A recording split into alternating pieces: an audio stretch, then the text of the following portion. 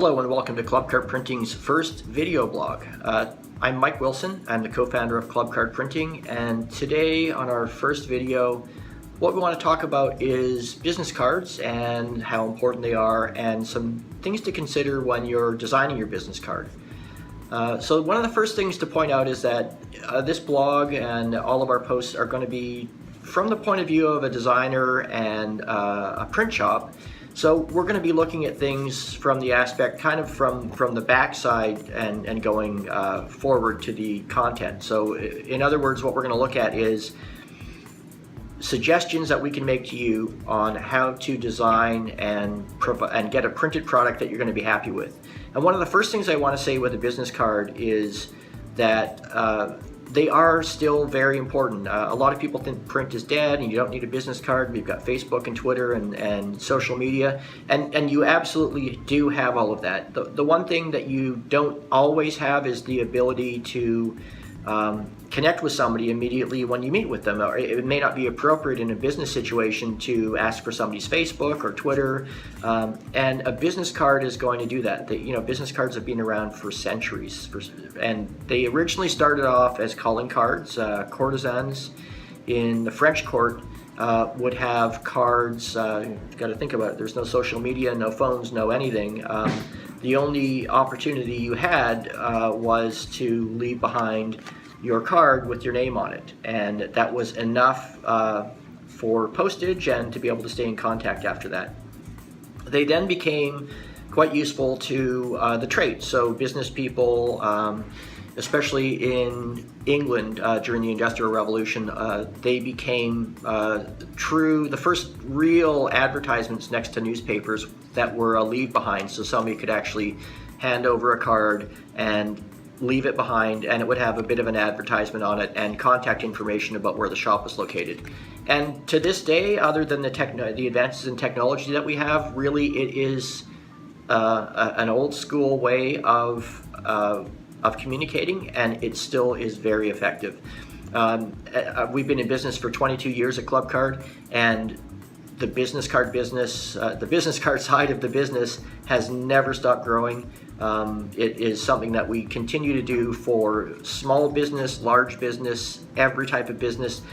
As technologically advanced as people are, startups and tech companies still use business cards. So don't underestimate the value of it. And with that in mind, don't underestimate how important it is to make sure your card is designed as a communication tool. So let's start by looking at what we should consider some of the obvious factors. On your business card should be your name, your email address, your website, and your phone number. Those are some of the basics that you definitely want to have. Then from there, we want to build up and make it more of an advertising piece. So you can be looking at a logo, you can be looking at a tagline, you might even want to do some kind of a list of services, a call to action. Some people put discount codes on their cards, or just a way of making sure that the customer will keep the card and contact them back.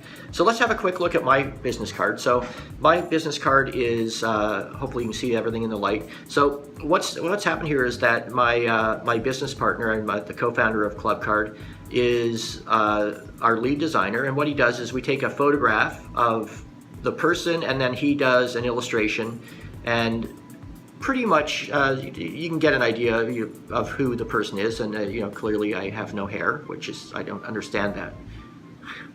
But anyway, on my card there's my name, there's my contact info, there's the old school picture of me, but in this case it's an illustration, and this card in fact is quite nice. It's got painted edges, so there's a nice orange edge right there, and the back of it, this is a duplex card, so the back of it is a natural Kraft stock. And so the front is a white uncoated stock and the back is a natural Kraft stock. And then here you can see, so front side all about me, back side all about the business. So there's our logo, there's our Vancouver and San Francisco addresses, there's a list of products right there. And then over here on this card, because we're a printing company and one of our mottos is what we print is in your hands, is we explain how we printed it and what the stock is. So that is my business card, and I think it's quite effective. There's a lot of information packed in there which is wonderful. Now, some people like the idea of a card that's blank on the back so people can write a note. I think that's fine if you're a dentist or you make appointments with people. That totally makes sense, and you could do an appointment card on the back of your business card. But in reality, I think it kind of takes away from the value of your card as your calling card when you leave it blank and make it so that people can write on the back. That's my opinion. Certainly, if that's what you find useful in your daily use of your card, that's what you should do. So those are some of the main things to consider for a business card. Now, so that's the basics. That's what do you put on the card, and that's really up to you. And one of the things I've always suggested to people, especially if they're new in business, is there's a couple of ways of printing, and digital printing is a great way to do short runs of business cards. And what I suggest they do is print a small amount, 25, 50, 100 business cards, and test them out for a while. What you may find is that it's perfect and good, go for it, and now do something special and fancy, go offset, go letterpress, put some foil on it, do some lamination or spot gloss. But you may find that you realize you do want to change the card, that you may want to change some of the information, you may want to make some of it bigger, you may have found that maybe it wasn't as legible as you'd hoped for, and that's a good opportunity to do that. The other thing you can do with digital printing is test out a bunch of different cards and have 3 or 4 different types of cards and see which one gets a better reaction from people. And I think that's one thing you can definitely count on, is that in most cases when you do hand over your business card, people do stop. They look at it, they read it. If it's really cool, they're going to mention it and ask you where you got it done, and of course you can say at Clubcard. Now, the other thing to consider when you're designing, and this is something that's really important. A lot of times we get files from clients where a designer has designed a card for them, and they haven't come to the printer first and found out which method and stock is going to be used, and it tends to become problematic because the customer's stuck in the middle between us saying, hey, we can do this, but it might not look as good, and a designer saying, hey, this is how I want you to get your cards printed. So let's consider some of the factors. What you want to think about is what kind of a card stock you want. So there's white card stocks. So for example, the front of my card is a nice white card stock. It's uncoated. That's got a bit of a more of a muted color and low luster matte finish to it. And there's other options you can look at. Let me grab a card here. So for example, this is side by side. I'm hoping we'll be able to get it in the light. Maybe it might be too bright, but you can see this one has a spot gloss on it and a bit of a sheen. And let me grab this one here. This has a super high gloss, what we call a UV varnish, a UV coating, and it's a coated cardstock, and this is an uncoated cardstock. So you can see there's quite a difference in how much light reflects off it. And there's no right or wrong. Some people like uncoated cards, matte cards, and some people like glossy cards. It's completely up to you. One thing to consider is a glossy card cannot be written on, whereas an uncoated card, that's what you want to choose if you're going to use it for appointments or if you do want to have people make notes on your card. There's other factors involved as well. So you've got your nice white cards. We have, at Clubcard, we offer black card stocks where we can print white inks. And you can do white inks, you can do colors, you can do different versions of a lot of great things with a pure black cardstock. We have Kraft cardstocks, and those have optional white ink on them as well. White cardstocks where you can do a custom shaped die cut, natural Kraft. All of these things have to be taken into account when you're designing, and that means that if you're going to print on a darker or a natural cardstock, the color is going to be affected by it. When we print inks onto a stock, they're designed to be printed on a white stock, and that means that is the base is white, and we build every color on top of that white stock to create a true color, whatever the color mode is. And I'll talk about that in a second. But the idea is that the standard for printing is always based on a white stock. Now, of course, as I mentioned, we have black stocks, we have Kraft stocks, we have cream colored stocks, we have natural stocks, off-white, coated, uncoated.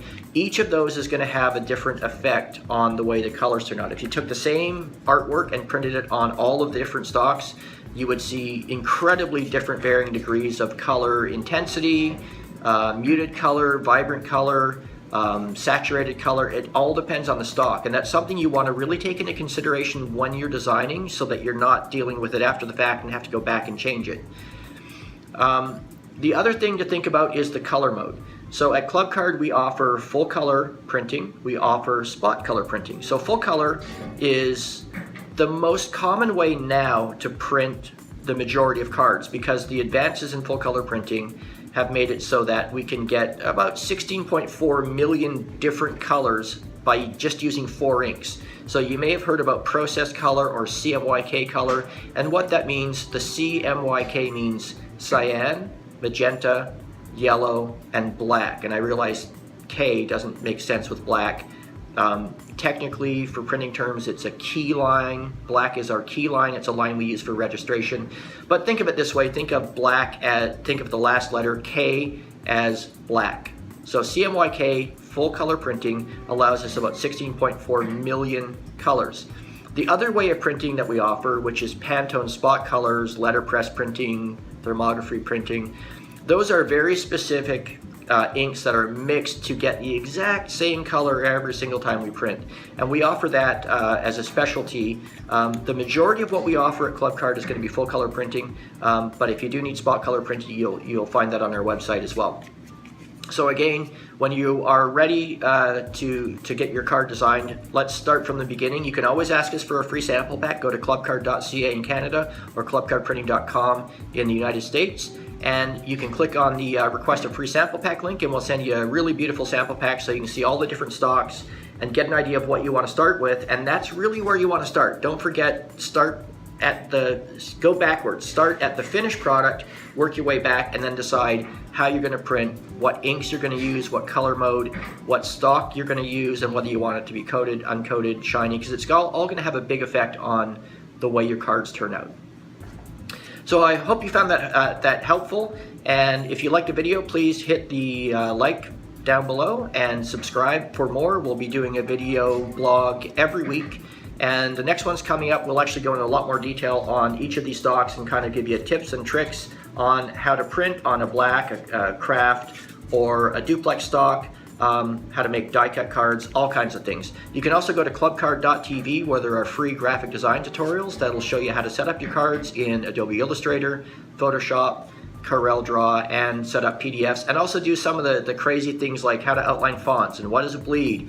All those sorts of things are right there on clubcard.tv, and we are always available for questions. Just visit our websites, follow us on Facebook and Twitter, and we look forward to hearing from you. We are located in Vancouver and San Francisco. We have shops you can walk into, or you can just email us if you prefer to work online. We're more than happy to work with you, whatever works best for you. Thanks for tuning in, and again, please hit the like button or subscribe, and feel free to leave some comments and questions, and we'll get back to you and answer those as soon as we possibly can. Thanks a lot. Bye-bye.